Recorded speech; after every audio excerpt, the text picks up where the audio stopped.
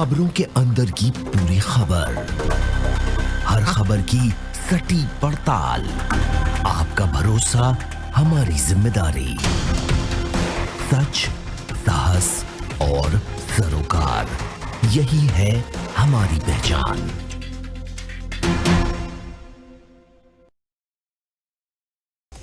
नमस्कार, स्वागत है आपका। आप देख रहे हैं प्राइम टीवी। करते हैं शुरुआत देश और दुनिया की तमाम खास खबरों के साथ।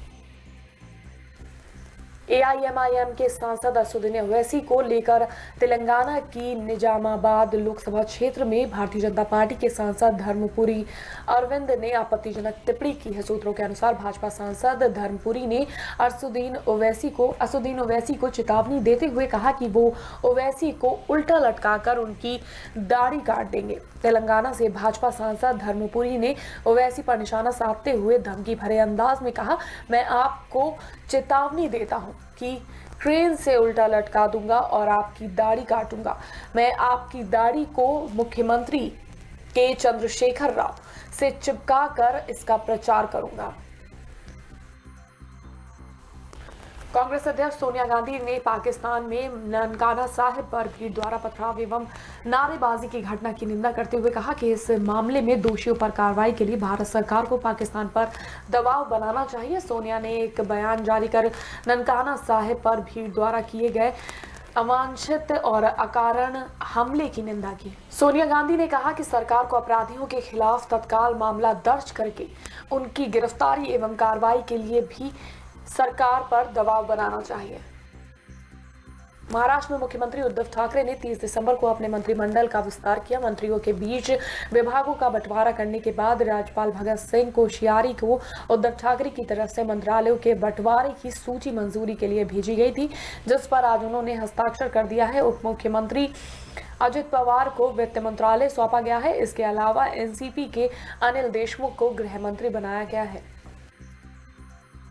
राजस्थान में कोटा शहर के जेके लोन अस्पताल में बीते दिसंबर महीने से अब तक 107 बच्चों की मौत हो गई है। इस मामले में शनिवार को कोटा के सांसद और लोकसभा अध्यक्ष ओम बिरला पर पीड़ित परिवारों से मिलने पहुंचे। उधर कांग्रेस अध्यक्ष सोनिया गांधी के निर्देश पर राजस्थान के उप मुख्यमंत्री सचिन पायलट भी कोटा पहुंच गए हैं। उन्होंने यहां जवाबदेही तय करने की बात कही। सचिन पायलट का कहना है कि बच्चों की मौत के लिए पिछली सरकार पर सवाल नहीं उठाए जा सकते। करीब 1 साल से यहाँ हमारी सरकार है और हमें अधिक जिम्मेदारी से काम करना होगा। इसके अलावा केंद्रीय स्वास्थ्य मंत्रालय की ओर से गठित विशेष दल ने कोटा के अस्पताल पहुंचकर जांच शुरू कर दी है। बिहार के उप मुख्यमंत्री सुशील मोदी ने एनपीआर को लेकर बड़ा बयान दिया है।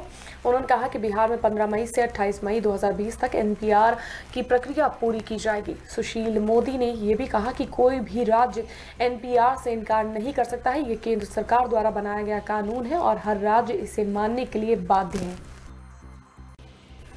झांसी के बरुआ सागर थाना क्षेत्र के पास एक क्रेशर की दीवार गिरने से 5 मजदूरों की दबकर मौत हो गई। आनंद फानन में प्रशासनिक अधिकारियों ने मौके पर पहुंचकर जेसीबी से मलबे को हटवाया, जिसके बाद मलबे में दबे घायल मजदूरों को निकालकर एम्बुलेंस से मेडिकल कॉलेज में भर्ती कराया गया है। वहीं घटनास्थल पर मौजूद अधिकारियों के मुताबिक अभी भी मलबे में कई मजदूरों के दबे होने की आशंका है।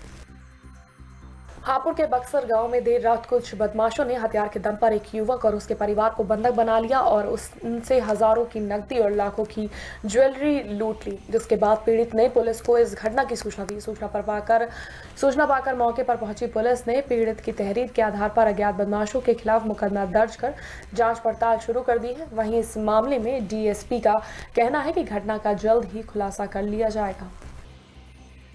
ये थाना सिंभावली क्षेत्र के ग्राम बक्सर के निवासी हैं जोगिंदर सैनी।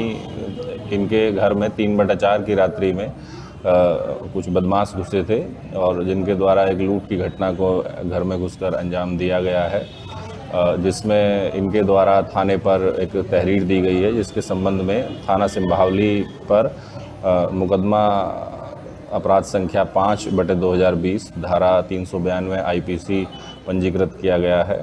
घटना के संबंध में पुलिस के द्वारा तत्परतापूर्वक जांच पड़ताल की जा रही है। तुरंत इसमें घटना के संबंध में छानबीन की गई। मौके पर जाकर महत्वपूर्ण तथ्य इसमें हमें कुछ जानकारी में आए हैं, जिनके पर और कार्य किया जा रहा है।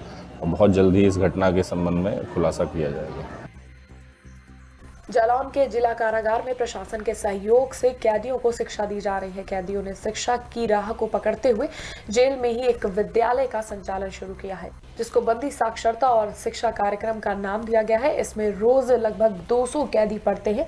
इन कैदियों को भी शिक्षित करने का काम जेल के दूसरे कैदी कर रहे हैं। साथ ही कैदियों को पढ़ने में कोई परेशानी ना हो, इसके लिए जेल के अंदर ही एक लाइब्रेरी का भी निर्माण किया गया है। इस संबंध में जेल अधीक्षक का कहना है कि इस समय जेल के अंदर 50 कैदियों की 4 कक्षाएं संचालित कराई जा रही हैं, जिसमें लगभग 200 कैदी शिक्षित हो रहे हैं। इसके अलावा लाइब्रेरी में भी कैदियों की रुचि बढ़ रही है। करीब 100 कैदी रोज पुस्तकों का अध्ययन कर अपनी जानकारी को बढ़ा रहे हैं।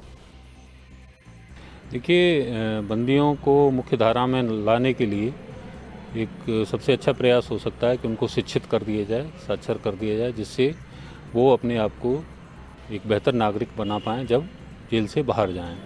जेल की संकल्पना मूलतः सुधार गृह की है। सुधार के रूप में शिक्षा सबसे बेहतर माध्यम है। इसके लिए हमने कोशिश की एक पुस्तकालय बनाने की। तो आज हमारे पास पुस्तकालय में लगभग 2500 किताबें हैं, जिसमें से प्रतिदिन लगभग 100-150 बंदी किताबें इश्यू करा के अपना अध्ययन कर रहे हैं, और सब तरह की किताबें सामाजिक और धार्मिक साहित्यिक विषयों पर, जिससे बंदी अपना ज्ञान अर्जन कर रहे हैं, उसका लाभ ले रहे हैं। पूर्वांचल की सबसे बड़ी यूनिवर्सिटियों में शुमार अयोध्या की डॉक्टर राम मनोहर लोहिया यूनिवर्सिटी में एक वैज्ञानिक तकनीक के जरिए अनोखा पाठ्यक्रम शुरू किया गया है, जिसमें 3 से 6 महीने की गर्भवती महिलाओं के गर्भ में पल रहे बच्चों को माता पिता द्वारा मन मुताबिक संस्कार दिए जा सकेंगे। इस पाठ्यक्रम का नाम गर्भ संस्कार रखा गया है। यूपी के गवर्नर आनंदीबेन पटेल के आदेशों के बाद विश्वविद्यालय कार्य परिषद ने इस योजना पर काम भी शुरू कर दिया है। विश्वविद्यालय ने गर्भवती महिलाओं के लिए गर्भ में ज्ञान प्राप्त हो, इसका जो प्रयास कर रही है, वो हमारे शास्त्रों में इस प्रकार का वर्णन मिलता है कि गर्भावस्था में शुद्ध वातावरण में और शुद्ध उपदेश और शुद्ध रहन सहन की व्यवस्था किया जाए तो वह ज्ञानी पुत्र पैदा होगा। बड़े ही हर्ष का विषय है कि डॉक्टर राम मनोहर लोहिया और विश्वविद्यालय अयोध्या शीघ्र ही गर्भवत शिशुओं के लिए संस्कारवान शिक्षा देने की बात कर रही है। जब हम गर्भवत शिशुओं को शिक्षा देने की बात करेंगे तो इससे हमारी जो सांस्कृतिक धरोहर थी, जो हमारी पाश्चात्य सभ्यता के अंतर्गत जो हमारी शिक्षा व्यवस्था थी, उसको बल मिलेगा। और निश्चित रूप से इससे हम अपनी भारतीय शिक्षा पद्धति को, जो कि पुरातन शिक्षा पद्धति के अंतर्गत आई थी, तो हम अपनी इस वैदिक शिक्षा को जीवित करने में सफल होंगे। आयरलैंड के प्रधानमंत्री लियो एरिक वर्दकर आगरा पहुंचे, जहां कैंट रेलवे स्टेशन पर सुरक्षा व्यवस्था के बीच उनका भव्य स्वागत किया गया। अपनी इस यात्रा के दौरान उन्होंने ताजमहल का दीदार किया। साथ ही उन्होंने इसके इतिहास, इसकी वास्तुकला और साथ ही साथ इसकी कारीगरी के बारे में भी जानकारी ली।